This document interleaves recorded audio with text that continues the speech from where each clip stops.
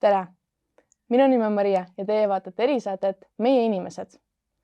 Stuudiosse on täna saabunud 12. G-klassi õpilane Grete Kaio, kes oli õppeaasta 2021 ja 2022 QTV üks peatoimetajatest. Lisaks sellele on tegu ka andeka luuletajaga. Sa olid nüüd aasta aega Petersoni QTV peatoimetaja. Mida see kogemus sulle andis ja mida sa oled õppinud? Aitäh ilusa intro eest sulle. Aga palun. QTV kasvatas hästi palju mind inimesena ja sellena, kes ma täna olen. Hästi palju asju oleks kindlasti välja tuua ja kõik jääb kindlasti ütlemata, mis on tegelikult oluline ju tulevikus. Mõtled, et oleks võinud seda ka öelda. Aga ma arvan, et kõige rohkem õpetas ta mulle mingit tasakaalukust või niisugust kontakti iseendaga. Et see, kes ma olin 10, 11, 12 klass, on hästi erinev iga aasta vältel. Ja tegelikult 10. klassis, kui me nüüd natuke tagasi vaatame, siis istusin mina ju ise siin, kus istud sina ja tegin oma esimest intervjuud QTV Meie inimeste saates ja see oli minu QTV teekonna algus. Ja kõik eelmise aasta intervjuud ja see aasta ise siin olla on minu jaoks hästi kuidagi pisar tahab nagu silma tulla ja siuke süda on natukene heldena, aga juba see on nii suur vahe, kui me neid intervjuus hakkame võrdlema, kuidas ma kaameras olen, kuidas ma inimestega suhtlen, kuidas ma koostööd vaatan, kuidas ma elu näen, millised olid minu visioonid 10. klassis, millised on mu visioonid 12. klassi lõpuks, mis ülikooli ma lähen, mis unistused mul on, mis ambitsioonid. Et see on kõik nii erinev ja see on kõik tänu QTV-le, ma julgeks väga julgelt öelda. Te olete nüüd, sa oled olnud üks peatoimetajast, aga on ka üks teine peatoimetaja, Anette. Vastab tööle. Ja räägi siis mulle, kuidas oli sinu ja Anette, üldse ka praegu teie dünaamika, et mida sa tahaksid temalt õppida ja näiteks endaga kaasa võtta ka tuleviku mõttes? Mina ja Anette oleme klassiõed ja meie teekond, meie suhtlus hakkas tegelikult sõprusest. Ja hästi tugevast sõprusest. Anette teab mind ilmselt kõikidest inimestest kõige rohkem ja on näinud 3 aasta jooksul. Ütleme nii, et kui keegi kunagi tahab väljapressimist teha, siis võtke Anette ette ja ta teab kõike. Mul ei ole Anette ees mitte kunagi olnud saladusi, ta teab mu tundeid väga avameelselt minu elust, igasuguseid asju ja juba see on üks asi, mis tegi selle hästi tugevaks minu jaoks. Ja ka kindlasti valusaks, sest et iga sõprus, mis on isiklik, on natukene ka valus mingites teatud faasides. Aga temalt õppida, Anette on üks imelisemaid inimesi. Ja ma olen talle öelnud ka, et ma armastan teda ja ma kadestan teda. Kas siis heas või halvas mõttes oleneb faasist võib-olla. Aga tema puhul on tõesti imeline see, kui usaldusväärne ta on, kui hea kuulaja ta on, kui soe südamlik ta on ja meie klassijuhataja, ma tean, ütles meie kohta ka seda, et kui Anette on oma tasakaalukusega justkui siukene, vaata, need on need 2 poolused, et positiivne ja negatiivne saavad kokku. Anette on hästi malbe, heas mõttes ja tema võtab asju hästi rahulikult. Temale meeldib võtta aega, talle meeldib teha, ta on perfektsionist, ta laseb asjadel kulgeda. Ma rabistan. Ma tahan kohe, praegu või üldse mitte. Ja meie koostöös on hästi ka näha seda, et mina ütlen talle, Anette, lähme, teeme ja Anette vaatab mulle otsa, ütleb, Grete, võtame rahulikult, et kas koolitöödes, füüsikatundides, matemaatikatundides või ka QTV-s filme tehes, saateid tehes, Vox Populeid tehes. Ma olen näinud seda, et ta on üks inimene, kes minu südant hoiab ka siis, kui mina üle keen, ka siis, kui mina tahan impulsiivselt peale lennata. Ta on õpetanud mind tegelikult teisi inimesi hoidma, teistest inimestest rohkem lugu pidama, nägema seda, et mul ei pea alati õigus olema, kuigi tahaks. Ja ma olen õppinud olema parem inimene, tulen sellele, et minu elus on üks Anette nool. Ta toob sellise tasakaalukuse sisse, teie mõlemad kui peatoimetajad. Kui ma üksi oleks saanud, siis me läksime rongi õnnetus on nüüd ilmselt. Ja kui sa rääkisite, siis see ongi see, et teete filme, te olete päris mitmeid filme juba koos teinud ja näiteks ka sinu oma film Annelin. Et tulebki sealt küsimus, et kuna Annelin on ikka selline, seal on ikka sügavam mõte ka sees filmil, et siis tahabki küsimus, et milline on üldse sinu lemmikfilm või milline see näeb välja või kus sa üldse oled sellist igasuguseid mõtteid ja inspiratsiooni. Aitäh ilusate sõnadest Annelina kohta. Minu armas beebi, meie kõige armas beebi. Minu lemmikfilm on aga Eternal Sunshine of a Spotless Mind ja see on hästi sarnane tegelikult Annelinnaga selles mõttes, et see on minu comfort movie, kui ma olen kurb. See tuli mu ellu, kui ma olin 11. klassis karantiini kevadel. Me vaatasime seda ühe minu väga armsa sõbrannaga Google Meeti kaudu, kes teab filmidest kõike põhimõtteliselt ja siis me analüüsime seda ja peale seda ma panin kõrvaklapid pähe, kuulasin nende tunnusmuusikat ja terve selle bändi albumi, käisin jalutamas ja mõtlesin, et elu on nii kurb ja nii paganama ilus ja siiamaani on ta tõesti sihuke film, mida ma olen mingi 4 korda uuesti vaadanud, ma kirjutasin tast just analüüsi, ta räägib iga kord erinevatest asjadest minu jaoks, need karakterid Clementine ja Joel on minu jaoks vapustavalt tehtud ja see on ka iga stsenaristi võib-olla unelm kirjutada midagi sellist nagu Eternal Sunshine of a Spotless Mind. Gümnaasiumi alguses tegelesid koolis sa ka palju laulmise ja kirjutamisega, et sealt tulebki küsimus, et kas täna on need ka sinu jaoks olulisel kohal ja et kas sa kindlasti tulevikus jätkad sellega. Samamoodi näiteks kirjutamine kui stsenaariumid ja nii edasi. No 10. klassis ma rääkisin või 11. klassis poistele stuudiosse hästi palju, et ma lähen stsenaristiks. Ja siis mulle ma ei lähe stsenaristiks täna, seda ei lähe stsenaristiks. Aga mul oli jah see visioon, et kuna mul on 2 raamatut, ühe andsin 10. klassi lõpus välja, teine andsin välja põhikoolis, siis mina kui kirjanik mõtlesin, et et õpime kirjandust ja siis õpime stsenaristikat, siis õpime dramaturgiat ja siis lähme lihtsalt kirjutame terve elu. Aga mulle öeldi selle peale muidugi, et kirjanikud on kõige halvemad stsenaristid. Ei tea, kas on tõde, ei tea, kas lükkan ümber, aga Annelinn on hästi luulete kirjaniku stsenaarium. Et ta on ilukirjandus, mis on lõimitud audiovisuaalse kunstiga. Aga ma siiamaani kirjutan, ma siiamaani laulan, ma siiamaani kirjutan laule. Peale muusikakooli lõpetamist hakkasin seda just rohkem tegema. Mulle ei meeldinud solfeggio, täna intervallid, septakordid, mu armastus. Ma tegelikult olen hästi lähedalt näinud, kuidas filme tehes tänu sellele, et ma olen muusikakoolis mingit teoreetilist poolt õppinud. Ma oskan vahepeal stseene tehes, loen 1, 2, 3, 4, 1, 2, 3, 4 ja siis vaatan, kuidas näitleja liigub ja siis püüan seletada, et kuule, teeme nii, et sa kõnnid ja siis sa loed 4 ja siis meil on superkaader ja me ei pea duubleid tegema. Et see on mingi sihuke väike frukt muusikaline aju, mis mind toetab, mind aitab ka selles kunstis, mida me QTV-s oleme näiteks teinud. Aga mul tuleb kindlasti mingi hetk romaan välja. Ma siin iga aasta kevadeks jõuan ühe käsikirja valmis ja siis ma otsustan, et pole veel aeg, pole veel koht ja novelle, selles mõttes, ma ütlen selles mõttes hullult palju praegu appi. Aga hullult lahe on see, et kui Grete öösiti kell 2 magada ei saa ja ta produmist ei taha teha, ehk ei taha inimestele pikkasi kirju hüsteeriliselt kirjutada, teeme seda ja siis homme see ja siis meil on see ja siis järgmine nädal võiks seda teha, mida te kõik tiimiliikmed ilmselt olete saanud, siis Grete võtab Wordi lahti, tal on üks luigelaulu nimeline fail ja ta hakkab kirjutama lihtsalt sõnaukset või nii-öelda siukest, et ma ei mõtle, ma kirjutan ja lõpuks, kui ma neid asju hiljem loen, siis ma näen, et seal tuleb tervik, seal on mingid skeemid. Mu praegune üks käsikiri mustand on pandud selle talve poolt kirjutatud mustanditest, novellidest kokku ja ma näen, et seal on tegelikult mustrid, mis on tulnud täna siia kokku läbi kõikide nende kuude. Ehk mina ei suuda elada ilma kirjutamata, ilma enda väljendamata, aga ma ei taha teha kirjandust ka enda tööd, sest et kirjandus on teine maailm, see on teine dimensioon minu jaoks ja filmid, see on armastus, mis on ka töö, et sihuke korraldaja pool, aga kirjutamine see on intiimne, see on nagu see armusuhe, vaata, et su abielu ei ole seotud sinu tööga. Mina ja kirjutamine oleme abielus paratamatult juba sellest ajast, kui ma 7 olin.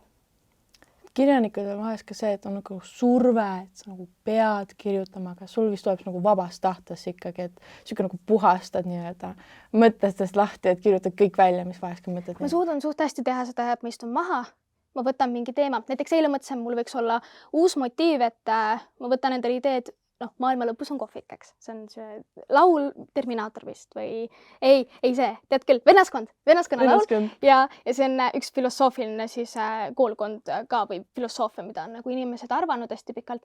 Siis ma mõtlesin, ma võtan selle ja siis mul oli isegi esimesed read tulid, aga eile Grete ei võtnud arvutit lahti, eile Grete läks magama.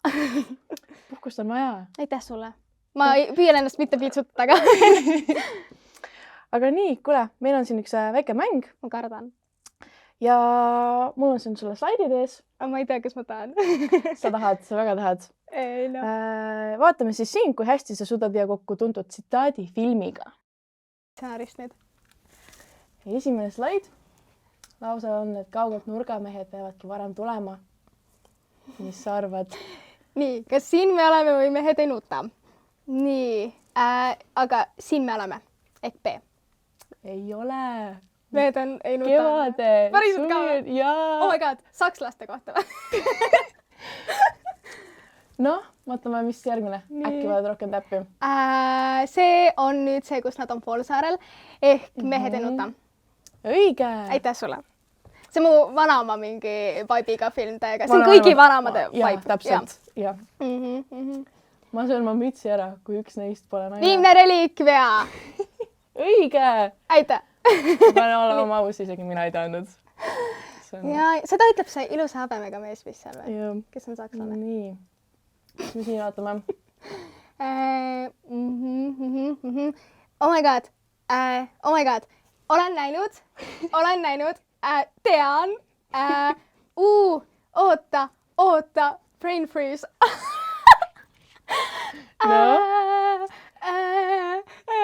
Viimne reliikvia, ei ole, oota, ma analüüsin. Ma tahaks öelda suvi, aga ma pole suve näinud. Nii et see, kui ma olen seda, jaa, ma tean. Ärge Martin algusele öelge. Nagu, ei, Franzile algul öelge. Nii, mehed ei nuta, ei, pigem mitte, pole see vibe. Siin me oleme, see võib olla, nad olid suht sässid seal. Kas viimne reliikvia või siin me oleme? Siin me oleme. See on mehed ei nuta. Päriselt ka või? Päriselt ka või? See on mehed ei nuta. Kas, teate, poisid? Mehed ei nuta, Maria. Mehed tänapäeval nutavad. Selge. Mis siin on? Nii. Ma oleks päris kodust ära läinud. Tulge eile meile. Tuled. Kas siin me oleme või mehed ei nuta? Või on suvi? Oskar Luts vaatab ja nutab. Tema nutab praegu. Ma ei olegi vaatajaid lugenud ka kusjuures. See on iga nagu eesti keele õpetaja mingi... Jaa, ma olin priimus. Ma olin kõike lugenud. Andestamatu. Lugesin Shakespeare'i 6. klassis. See suvi, mis nüüd tuleb. Ma ei taha. Pead suruma. See on klassik. Ei, ma ei ole filmiga näinud. Ja, siin on praegu pihinurk, Maria. Ma tean. Ma arvan, et see on siin me oleme. Kevade on või? Või suvi või? Jaa. Ma ei ole loll, ma jõuan nendele järeldustele. Aitäh sulle. Ja selleks ongi meie mäng läbi. Oh my god! Liigume nüüd edasi. Kuidas on eelmise peatoimetaja ajal versus täna QTV muutunud? Mis panuse sina ja Anette endast maha jätate? Me jätame kindlasti selle maha, et meil on nii suur tiim. Et sina ja väga paljud teised inimesed tulite ju just see aasta siia ja ma usun, et see oli nagu raske teekond, sest et mina ja Anette põrusime hästi palju mingit asja, siis me õppisime hästi palju. Ja Markusest ja Krisist ja muidugi Rihost oli väga palju nagu abi, et me üldse midagi tehtud saaksime ja õpiksime oma vigadest. Aga need inimesed, kellega meie saime koostööd, kes jäävad siia, et kui eelmine aasta me küsisime, et kas Markus muretseb sellepärast, mis järelkasvus saab, siis meie ei pea muretsema, sest et Rasmus, kes on hästi palju teab juba rohkem kui mina ja Anette, võib-olla Märt oskab valgustimeliselt teha, Kirke on helimees, kellest sa unistad. Sina continuity'na, mida me teeksin ma sinuta filmisettidel, Liisbet reporterina, sina ja Liisbet olete mõnes mõttes nagu Anette ja mina 11 klassis, ma näen hästi lahedat paralleeli. Meie kümnendikud istuvad juba praegu ja kirjutavad stsenaariumeid, et see ambitsioon, see, mis filmi ja meedia ehk eraldi 2 moodulist järgmine aasta veel tulema hakkab. Ma arvan, et ma tulevikus teen oma tööd ja ma tulen lihtsalt siia majja ja mul on siin koostööpartnerid, kes on mingi 16, aga nad on nagu lahedamad kui mina 20 aastat võib-olla, sest noored arenevad väga palju kiiremini ja ma ei ütle, et ma aegselt arenesin, aga ma arvan, et Peterson on nagu ühes oma tipphetkes hetkel tegelikult ja temast on kasvamas sihuke kool, mis nagu paljundab nii palju erilisi inimesi siia Eestimaale, kas siis filmi või psühholoogia või juriidika valdkonda. Et need inimesed on oma ala spetsialistid lihtsalt sellepärast, et neile antakse see pinnas. jah, ma pean nõustuma. Väga õige, väga hästi öeldud. Me käime samas koolis ikkagi. Me käime samas koolis. Aga nüüd tulebki küsimus, et mis värvis nagu sinu jaoks on Petersoni kool? Mis värvis on? Tead, kõik vastavad sinine või oranž. Ja siis ma tean seda, et nad vastavad, siis ma nagu tahaks... Sa ei taha vastata? Ma ei taha. Aga mu esimene kodu oli oranži värvi, nii et selles mõttes Peterson ja sinine oranž, sest et minu jaoks hästi oluline koridor 10. klassis oli see Anna-Liisa klassi ees sinakas koridor ja ma lugesin 10. klassis esimene raamat, mis ma Petersonis lugesin, oli Sisyphose müüt, Albert Camus oma. Hullult raske raamat. Noh, ärge lugege 10. klassis sellist raamatut. Aga see oli ka siniste kaantega. Ja siis mul on üks pilt siiamaani, kus ma olen seal esimese korruse vetsus, mis on sinine. Mul on sinine kleit ja siis mul on sinine raamat ja see on nagu hästi wholesome värv, siuke hele sinine. Aga tegelikult Petersoni värv on minu jaoks ikkagi helkiv valge, siuke sillerdav, nagu kristallist vaataks läbi või see ei olegi nagu värv vist, aga valge, sest et mu lõpukleit on ka valge, eks ole. Ja ma mõnes mõttes abiellusin Petersoniga nende 3 aasta jooksul kohe kindlasti, et ma laulatsin ennast nagu päris kindlalt ära, valest sõrmes küll, aga et Kristjan Jaak on väga eriline mees minu elus. Ja tema luuletusi ma peast ei tea. Amen. Aga nüüd, kus nüüd tulevad uued õpilased sisse, siis kui sa saaks näiteks ühe lausega neile tutvustada meie kooli, siis mida sa ütleksid neile? Ma olen tõesti originaalne. Pane valmis. No nii. Armastus päästab maailma.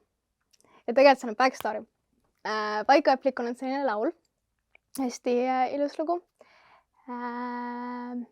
Ma mäletan küll ühe teise sõnu praegu, just kuulasin enne, kui ma siia tulin. Aga Merike Kaste on nagu mu teine ema.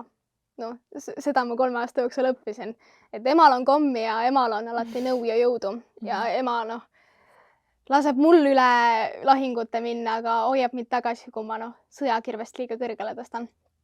Ja esimesest päevast peale mina olen näinud, et Peterson armastab mind juba sellisena, nagu ma olen.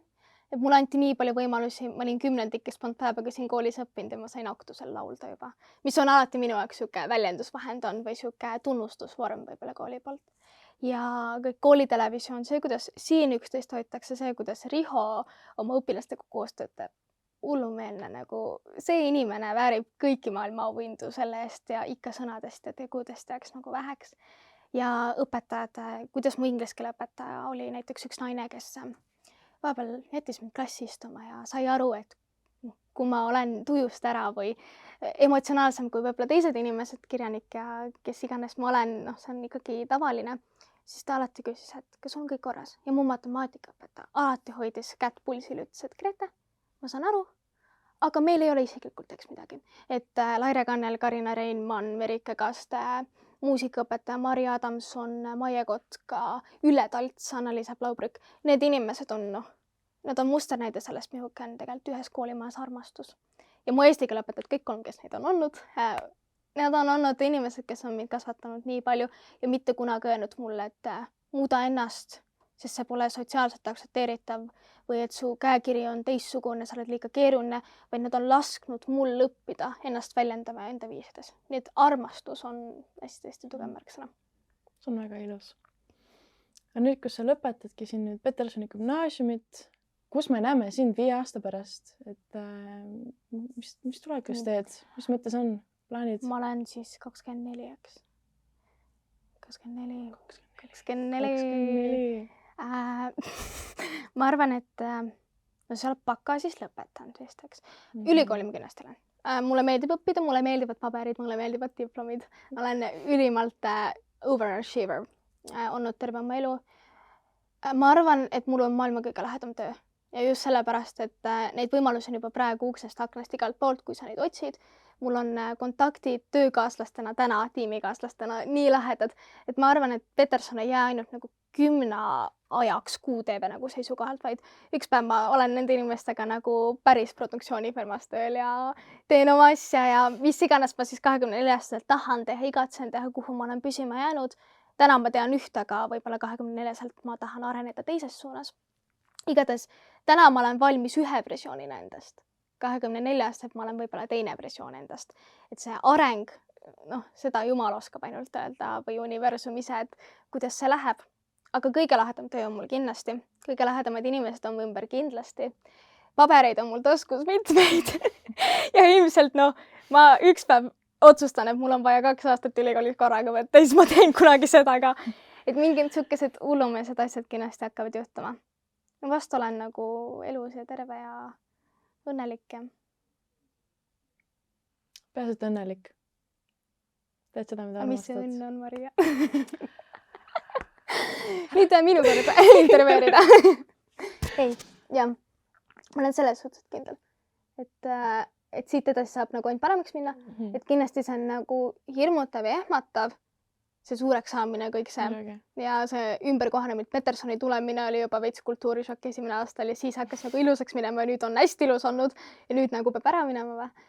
Aga ma arvan, et kui gümnaasiumil on nii tugev roll olnud ühe õpilase elus, siis ta ei jäta teda üksinda mitte kunagi.